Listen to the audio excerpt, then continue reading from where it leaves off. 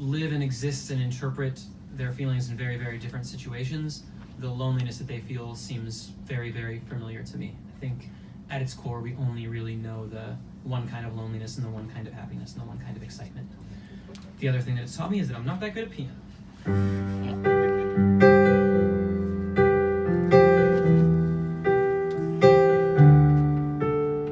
It's so damn good to see you. How have you been? What kind of car do you drive? How do you feel about the government?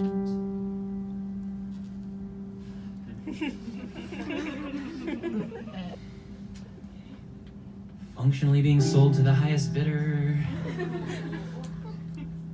Taking care of very few except for the people that have money.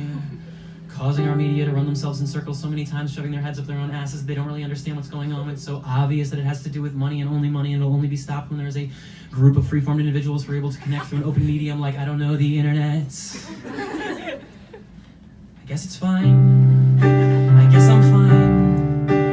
And we all look so damn happy, even though we're all so lonely. We're standing close together because we think that it's the only way to feel like we're not alone, because we're not alone.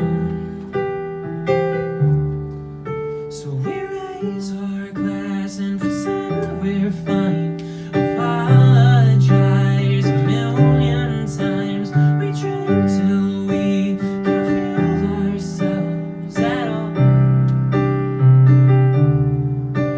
And maybe then once we take drinks deep, we'll finally say some things that we mean, like, oh God, I'm so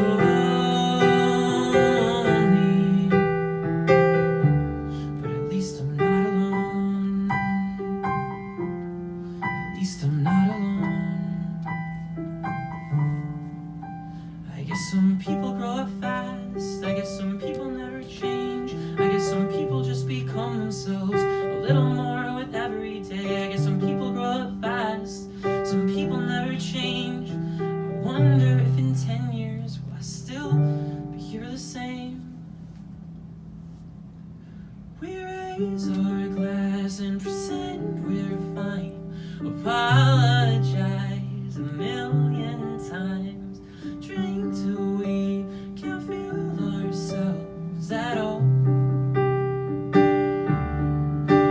And maybe now that I'm 26, I'll finally find the piece I was missing. Oh God, I'm so lonely.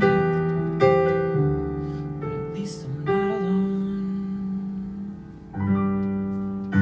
Thank you. Regrets and accomplishments like stones on a scale, polishing metals and painting over scars in anticipation of the great judgment. I'd imagine others fret the great transition, realizing they're finally cornered by the questions they spent their human lives avoiding, consumed by a fear of heaven and abyss and reincarnation and dirt. But I'm not doing that. I'm just saying my own name. I'm saying my own name, and I'm reminded that I exist. I spent 60 years watching a past that never happened. I spent 60 years chasing a future that never came. I spent 60 years thinking your voice was over the mountain, but it was here all along. You were here all along. And now, in my final moment, I'm here too. Finally awake, and I can finally see that we're eternal. There's no more distance. The question was, it's a really good and long question that I'm going to try to reconstruct the moving parts of, but it's a very good one, and I have an answer for it. There are journal entries throughout the book. You get Arthur III, the narrator, you get his story from 5 years ago, and a lot of times she said those are used to kind of like either move closer to or further away from a character's madness, or I would say even more broadly, closer to or further away from a character's emotional, like whatever is the most emotionally volatile thing that happens to them, you get some context for that by jumping further back. And I think that's exactly why they exist. I think I wanted to sort of show a progression for Arthur, the difference between the sort of like idealistic 13-year-old that he was and the 18-year-old that we come to know in the book as being not very idealistic. I think the main benefit of them for me, and the reason what I kind of used them for, was they're all written at the time when his grandfather was going through the disappearance and death, and that it was like right at the end of his grandfather's life, and that felt relevant because at 18 he's trying to he's trying to figure out what was actually happening during those times. So I think they move Arthur further away from his madness because he's more 13 and more normal and more sort of centered. And also he has this grandfather figure in his life. He hasn't had to go through the process of not just having a grandfather that disappears and dies, but also the media circus and the lots of people putting ideas onto him that ensues after that. I would imagine having a famous grandfather is very difficult, particularly a grandfather that is famously dead.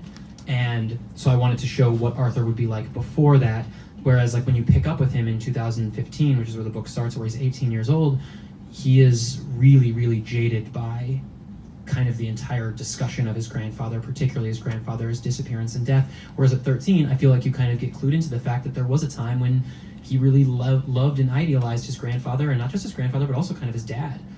Whereas at age 18, him and his dad are not getting along. So I guess to answer your question in the most pure terms, he is further from his madness because it shows a greater sort of development as when he's 18 years old, he's much more mad.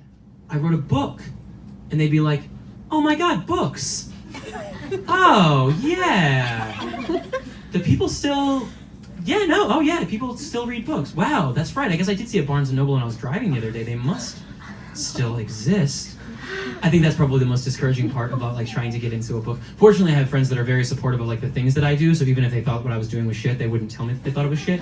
But I think it is difficult to get into the world of literature right now because I do think that reading books is a bit more of like a niche activity than it used to be. I think that actually serves literature okay, because the people that do read books have formed a much stronger internal community, and they all are like writing reviews on the internet and posting shit on Instagram for each other and talking to each other about the books and going to places like this and places like BookCon and places where they can sort of gather as communities. I think that does well by literature. But yeah, it was pretty discouraging to have